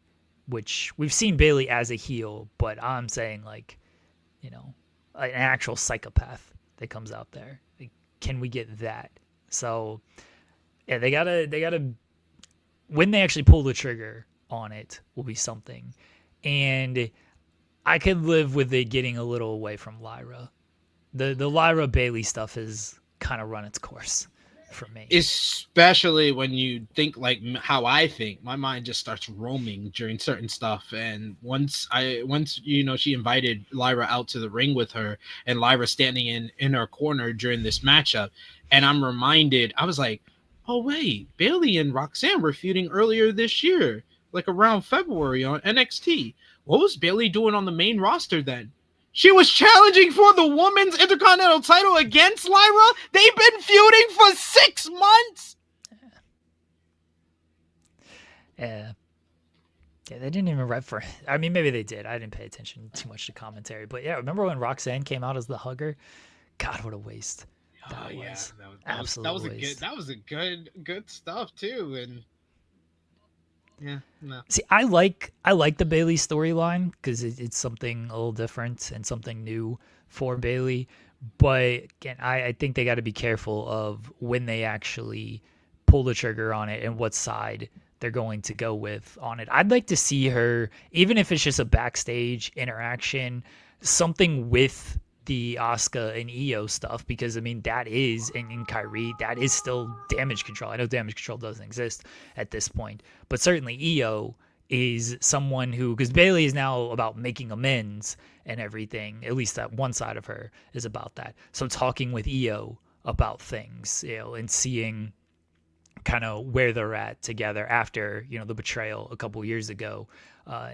Well, to be fair, it was IYO and the IYO betrayed. Who betrayed. Yes. Yeah, so it might even be the good side of Bayley. It might even be the bad side of Bayley going to IYO. And she did tweet, like, ha ha ha, now you see. But I would like to see that on television, like a backstage segment of the bad side of Bayley talking with IYO and being like, you got what you deserved. And maybe the good side of Bayley talks with Asuka and it's just like, see, IYO was always the problem. Like, I forgive you for what you did. IYO was actually the issue type of thing. Or you can flip that. It's a split personality. Like, either way makes sense. But I would like to see something like that. Like, just pull her a little bit away from the Lyra stuff. I'm not saying fully away, but at least make it some other portion of the show, or get her interacting with other people. Yeah, that's kind of like what I want. You said that for Bayley. I want that for Stephanie Vicaire. I think, like, the backstage segment that they had with her mixing it up with the Kabuki Warriors, Rhea, Nikki Bella, that was all fine. I just tend to believe we aren't going to see that in the actual ring for a very long time. Like, she's not going to interact with the people that she should be interacting with as women's world champion. And I thought she did really well for, like, someone who's not that good or just learning English. She did really well with that promo on the show last night. She's not going to wrestle until Crown Jewel. Hello, Sean. Hey. How are you? Hey, Sean. Missed out on the PWI 500 again. You didn't make it this year? No, my one match during the period with Effie just didn't get me in. Oh, damn it. That's unfortunate. You'd be number one on the PWI 500 of wrestling media. Probably. Yeah, probably. Yeah. I'll probably make like 491 because you won't acknowledge that Becky Lynch is talking about me. I do. I mean, she doesn't say SP3. She says Sports Illustrated. That's my name. Like, you don't Your name see is that's SI? I mean, it's the same. It's in my bio. It's similar initials. You can't spell Sid without SI. You can. No, Sid. Yeah, no, listen, not my I'm name. pretty sure. Not my name. Come on, there's some 24-year-old single mom white girl here in Kentucky that spelled their kid's name CYDNYY. Just SYD. SYD. Adding all those extra Y's to it, it happens. SYYD. And their other kid's name is Kenlyn. Kenlyn Lee. Holly J. Sinclair. You just know it's the case. I'm sick of all these extra Y's and names. What are we doing here? Tired of this shit. I'm gonna add a Y to the end of my name. There you go. Jeremy You with two should. Y's. Yeah. You should. I got news on Andrade's first post WWE booking coming to the free tier of Fightful Select and socials. That is at 11:59 a.m. Eastern. All right. Oh, okay. All right. All right. Something to look forward to. Yeah. How are you On doing? the paid tier, I have a Piper Niven update coming today. I got a lot of WWE news, have some details on writers, producers, backstage stuff from Raw. But after yesterday, the scary update that went around, I've been asking about Piper Niven. So I'll have an update on that and kind of what the injury is. Well, But hopefully Piper Niven is okay, because Yeah. that wasn't great to read yesterday. So Never like Wow. hearing that. I'll Sean, have do an you get update to today. do you get to pick your opponents? I did for Shaza.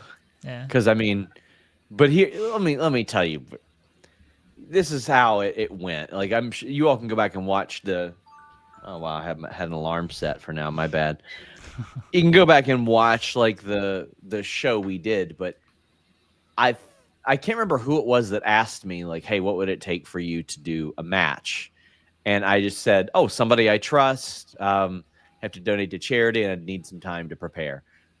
And then like 2 days later, I got the inquiry, and it was like, "Oh, well, you want to face Shaza, don't you?" And I was like, "Shit, okay, yeah." So I did pick that one.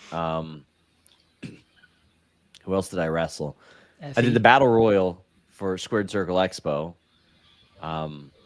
They just offered that to me. I almost did the one last year. I did pick the Paul Cade Rumble. I wanted to do that, and I did that so I could work with a couple of my friends that were there. And Effie, I just kind of knew that me and Effie would end up having a match. Like I just kind of knew that one. So that was one of them that I was willing to do. And I think the few limited people that I was willing to do matches with were like Marco Stunt. Me and him wanted to do something. And Ali Albright eventually. It's just I don't want to just do intergender stuff. So and Vinny Pacifico, I'll team with him eventually. Nice. That'd be fun because he's a buddy. But Vinny's on our show on Thursday. Is There he? we go. Yes. I'm shocked he never has anything to promote. So what? Like what? I have no idea what he's promoting. He's promoting something. It'll be like 7 things, buddy. Yeah. Exactly. I love Vinny. This guy's always busy.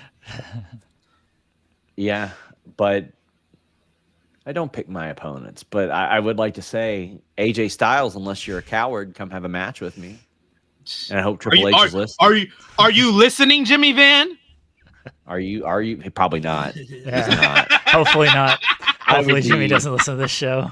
I would be incredibly surprised to learn that Jimmy Van has ever spent more than 1 minute listening to this show. Thank God. So God. here's a funny one. Speaking of GCW, Gail Kim doesn't have memorable matches now. Well, listen, I disagreed with everything about that conversation. Yeah. Like I don't What did I miss? Oh, we'll catch Gail up in Kim a said second. deathmatch wrestling was garbage, and people buried her. And Brett Lauderdale said, "Yeah, well, you've never had any memorable matches." And I'm like, well, I feel like everybody's wrong here. I don't like. I'm not a deathmatch wrestling fan. I just wouldn't ever, say not art, garbage, etc. Everybody's got their own thing. But also, that's asinine. But one time, Gail Kim walked up to Zicky Dice, just minding his own business and catering, and says, "Zicky, I'm not going to fucking wrestle Sean Ross Sapp, so don't ask me." Or at least that's what he claimed. Great. That's what he claimed. Because he was running the Outlandish Paradise stuff at that point and had mentioned me doing something. I'll probably do something for Talking Chopamania one day. I'll probably wrestle Joe Hulbert or something at this stage. Give it to us. That's what the people want. I think it is. It'll be the wrestling media version of Austin versus McMahon. I'd put him over too. I'd sell my ass off for him. No bumps though. Oh, of course. No back bumps. Nah. No. And Sean, enjoy your day. Good luck with the news going out there. Get Jack Harlow to agree to. Isn't that insane? Like I know the ballpark figure that like some other songs got, and I can't believe that they would even pass that amount up just to so Blake Christian can have it on AEW TV like 4 times a year. Like what? Exactly. I'm gonna bug Jack Harlow every day. You We're gonna should get this through. I am. That's my new bit. I don't think it should be a bit, Jeremy. I think it should be sincere. Well, I mean, it is sincere, but yeah. it's everything's a bit. Life is a bit. So Yes, pretty much. but it's also because I want it to happen. I mean, I'm the reason the question got asked on Saturday. Sure. Probably. What do you mean? Sure? We've got Don't a be decent dismissive. track record at these he's events, always right? he's always dismissing our credibility, our lore. What are we talking Don't about? dismiss this. No, just yours, SP3. I know. Oh, sorry. I should he's use like- you by your proper name, Sports Illustrated. Yes. He said he told me before secretly. He said there can only be one 3 letters or 3 numbers person in wrestling media. That's why he wants to not acknowledge me. So, And plus, it starts with S as well. So I know. what did Sports Illustrated grade WrestlePalooza? I asked our editor if we would do that, and he was like, they let ESPN get all the heat. I was like, I would have gave that a D, so I would have got more heat. You heard it here first. SP3 is trying to give WrestlePalooza the D. Yes, indeed. Y'all don't do grades. Y'all just do Nah. results and Yeah. coverage and everything. Yeah. Yeah. I asked if I could do like one of why AEW All Out outperformed WWE WrestlePalooza, but we still want to get mentioned in WWE promo, so Yeah. let's not Cowardly. do that. Sean just left. I know, he just bailed on us. Sean just said bye. All right, fair, sure. So I take that as you thought All Out outperformed WrestlePalooza. Valve sent a super chat, says Cena's Instagram told me he's a Teen Wolf fan. What did I miss on Cena's Instagram? Is this recent?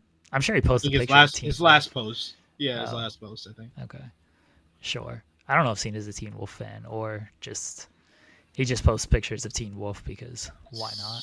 You know. Shh. A rare beast. You're not supposed to say my full government name in the chat. Like, geez. Sports. I won't say it. I won't give it out. Don't give it out. Yeah, Make the people rewatch it and then try to re-up the live chat so they could see it. There you go. I think we finished Raw. I think that was all of it. The only thing we didn't mention was the Rusev and JD McDonough stuff. No. I like the That's fact that that was the first time that I got any indication that they're turning Finn Balor babyface out of all of this. I'm glad they're finally doing something with it because it feels like it's dragged on at this point. I have a secret for you. Oh. We're not getting the blow off to this until Mania.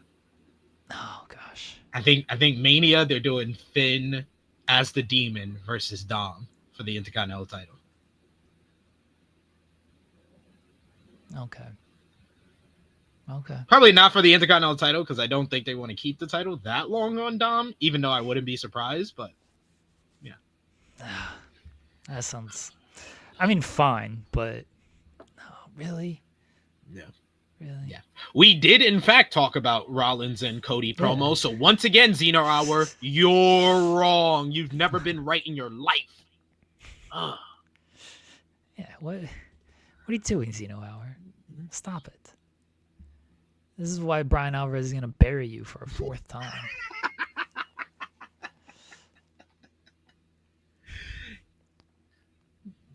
No, but the Rusev and JD, they worked really well together, and it got a good reaction. Plus, it was nice to see JD. It seems like the biggest reaction JD has gotten from the fans this year is the 2 times he's worked babyface on Raw. I think that was like the loudest reaction he got during a matchup since him and Finn were the babyfaces against the New Day when they won the tag team titles. Rusev and feuding with Judgment Day. I mean, I know he's going after the Intercontinental title. Like, aren't you a jerk, Rusev? Aren't you going after people who like don't live up to their potential? This man's the Intercontinental Champion and the Mega Champion. To be fair, he said he wants championship gold now. He's done that chapter of going after the people that haven't lived up to their whatever. So yeah, he went after Sheamus, who's done everything but win the Intercontinental title. Hey, he hasn't lived up to his potential in a while. That's key. Fair. That's honestly fair. That was the key. Because he keeps losing. Just like he lost to Rusev. Yep. Giant Penta got to win, Sheamus. though. Penta got to win on yesterday's show. Yeah, they did the Avalanche Destroyer. That was cool. That was cool. Yeah. Cool spot. Fun match. I thought they worked really well together, used the stipulation pretty well. Grayson Waller's in ridiculous shape. I will keep saying it every time he wrestles. He's gotten himself into ridiculous shape. Rhea Ripley's gotten herself into ridiculous shape. The physiques are awesome right now. And no, Richard, we did not talk about that. So we'll talk about that after we're done with Raw. What? Oh, Mania tickets? Yeah. Yeah. $800 for the 400 section. It's for the 2-day. So it is technically $400 for each day, or $450, because it's like 8 something. So yeah, $450 a day for Mania tickets. They're outrageously priced. They're going to continue to be outrageously priced. Mm-hmm. For a very long time. For a very long time until the business cools off, and it's not cooling off. Doesn't seem like it's going to cool off anytime soon. And I said that last year, and I'm saying it this year. I'm not saying it's cooling off, but the show last night, it still ran, it did like 7,000, which is still good. They had a couple other shows coming up that are a little bit, when they were doing like 15,000, it seemed like every week. They're running a little bit smaller venues. They're running, I mean, Evansville. That's not like a major hot town because they were just in Indianapolis. So yeah, and they're running. And this show was probably announced on the 1 month thing too, right? Right? Or was it announced before? I think it was announced before. I think it was announced before WrestlePalooza because they usually release that schedule early. I think that's sort of why WrestlePalooza ended up in Indiana, because it's like, oh, we're going to be in Evansville, so where can we go close? Oh, Gainbridge has an opening here. Like, they're in San Jose October 17th. San Jose is a pretty big market. They're at 7,000 for that right now. That's a hockey arena that they're running, and it's at 7,000. They did 11,000. Oh no, sorry, what did they do last time? Total. No, okay. Last time they did 13,000. Last time they were there. So, and that's next week. A couple weeks, October 17th. Right. So it could still got time. Yeah, they got time. Yeah, you still got time, but certainly not as hot as when they, were selling out almost immediately with a lot of stuff. Now they're coming to, I mean, that's end of October, and that show's doing well in Anaheim, California. Like, they're still doing good numbers, obviously, but they're also not doing quite the numbers they were doing this time last year. Yeah, but I don't see them like cooling off. They just are finding their kind of like ceiling now at this point, and that's the same thing that fans are going to have to figure out in regards to these ticket prices. Stop buying so much, and maybe it'll drop down a little bit. But it's they're pricing out the common fan. Like, we're going to get to the point where no common regular fans, unless you are making, or unless you don't have a lot of bills, or you are making 7 to 8 figures a year, are going to be able to go to like a WrestleMania in the future. That's the fans they want, though. Yeah, with a disposable income. I understand it. Like I said, I've been saying this lately. I understand a lot of the moves WWE is making from a business perspective. it's the fact that I'm also a fan of the wrestling industry why I have my issues and why I will have my criticisms of this. But as a businessman, as someone who has tried to be an entrepreneur in the past and is pretty much an entrepreneur right now, I can respect a lot of the moves they're making, and it's done well for them in regards to business. So there's nothing really for me to like criticize from that part, because it's gotten them the money and gotten them record profits and gotten them to the place where they feel like they're this unstoppable billion-dollar corporation. I don't care about these billionaires getting more billions. Well, I always care about business. I care about business. Make it more affordable for people to go to. I care about.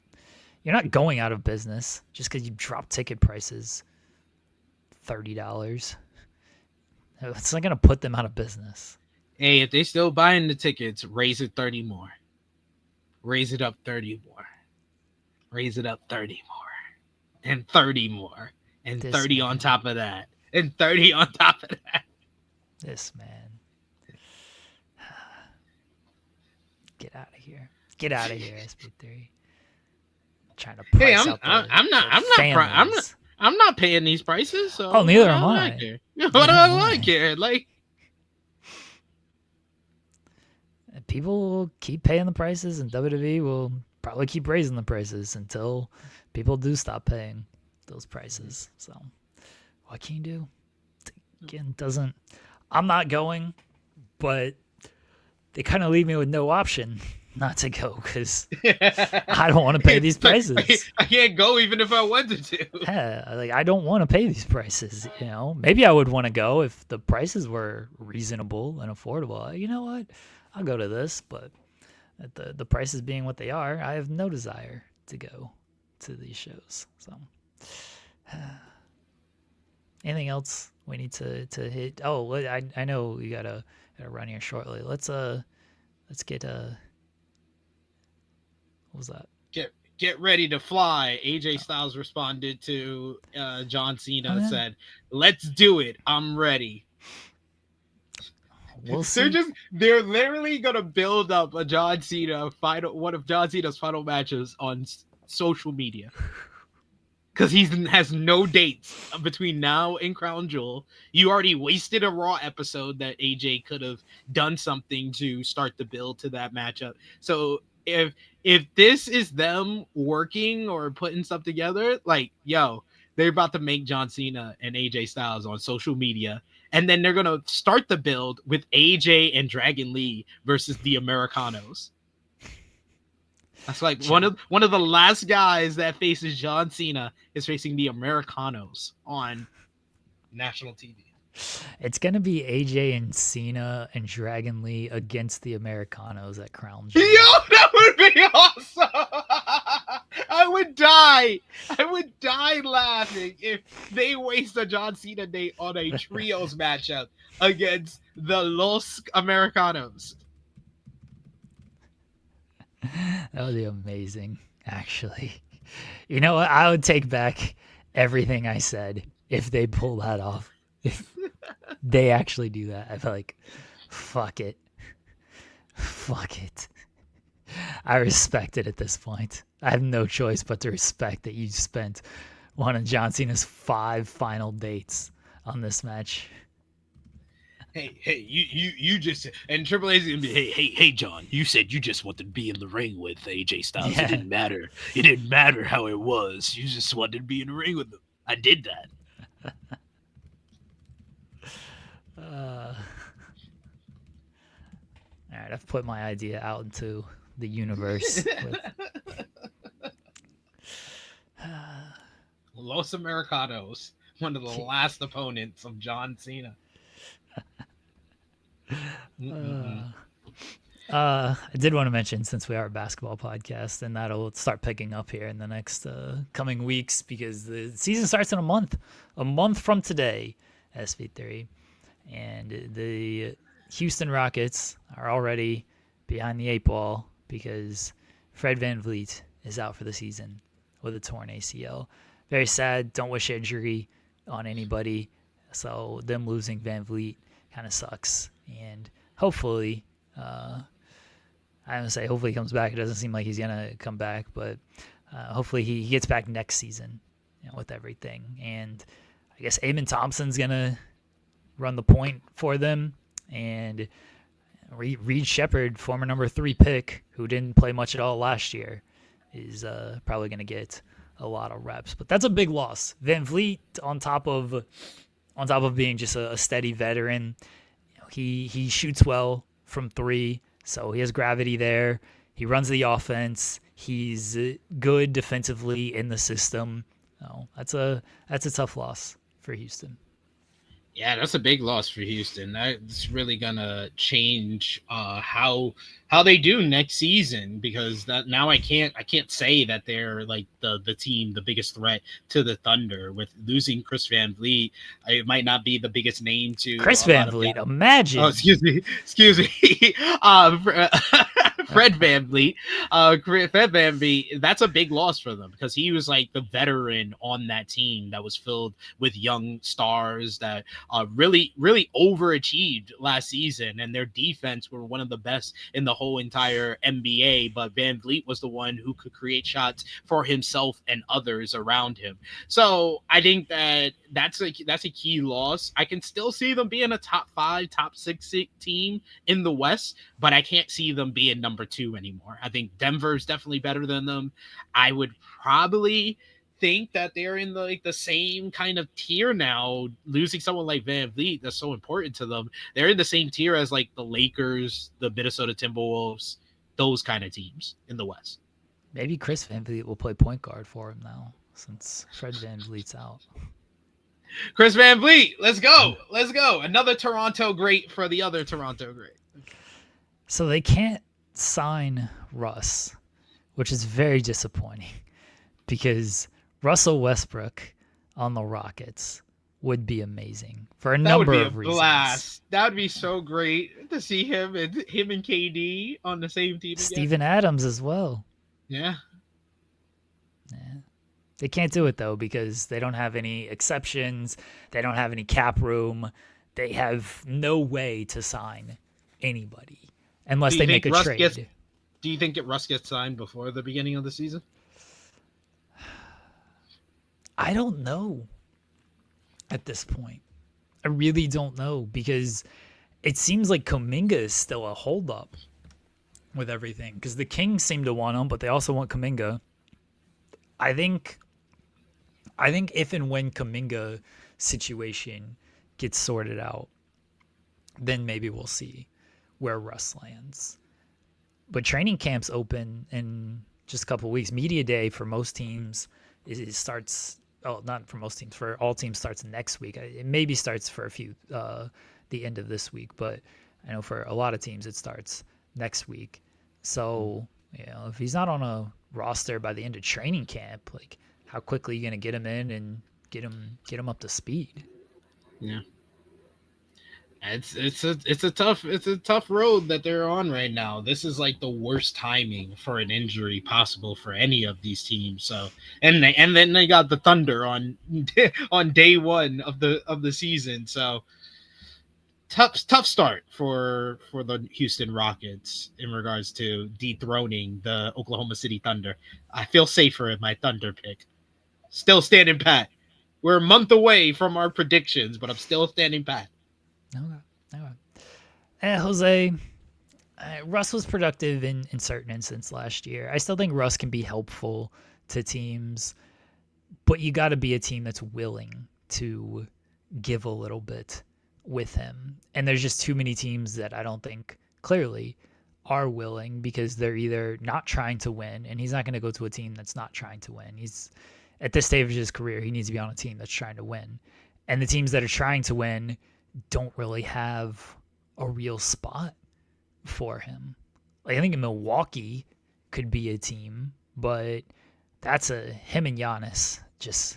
That's a very bad fit on a lot of levels. That's the only fit that's worse than Dame with Giannis. Yeah. That's a tough fit there. I do think Russ can run kind of a little bit better of an offense than Dame overall. But, I mean, again, this stage, I don't even know. And Doc Rivers as the coach is still there too. That sounds terrible. All of that sounds really bad with Russ. I'm not surprised. Unlike Jose, I'm not surprised that Russ hasn't been signed yet because, yeah, he had great production in the regular season. But the last time a lot of these teams saw him was that series against the Thunder where he did not play well in a couple of those, especially the final few games. He was fine in the Clippers series for Denver. So it's again team priority. Miami's kind of an option. They've always been kind of searching for a point guard, but they're trying to make Tyler Hero that guy. They run a lot of their offense through Bam. Again, it's got to just be a situation of, are you willing to take the bad Russ with whatever the good Russ might be? And a lot of teams just aren't willing to take that. I'm not saying they're wrong about it either, because as much as I love Russ, even at his peak, like, okay, at his peak, he was, one of the best players in the world. But this version of Russ is just kind of a good defensive player who can distribute but can't really shoot, and in the playoffs is kind of a liability because he's going to be left open and he's going to make a lot of dumb mistakes in the playoffs. So I remember when we played Denver opening night, OKC, and Denver was doing really well in the first quarter. And then Rush checked in, and I was like, oh, this is where the game swings. And that's exactly what happened, because Russ was Russ out there. He had a couple turnovers, he had a couple missed shots, and then OKC started to get off and started to run a little bit. And I was just like, it's amazing how we went from like down 5 to up 8 during these Westbrook minutes, because he was the best player for OKC for that stretch. But he has his good moments. He has his good moments too. But again, what teams want to take that? Clearly, not enough teams. So live through the bad moments and relish in the good moments. Not a lot of teams like that option. It's too 50-50 with Russ. All right, here's the Andrade news. Andrade is working House of Glory on November 15th. Ooh, I could go to that. That is in conjunction with the big event X's that House of Glory is doing. So there you go, folks. Andrade coming to House of Glory in November. I have to talk to my friends at House of Glory. Okay. All right, SP3. Let's get out of here. We'll be back tomorrow, myself and Joel. SP3 and I'll be back on Thursday. We do have Vinny Pacifico on Thursday. SP3, let everybody know where they can find you at. You can find me on the Twitter machine at TrueHillSP3. I will be live in 1 hour's time on the True Hill Heat Wrestling YouTube channel. I've basically been living there the last 8 days doing streams.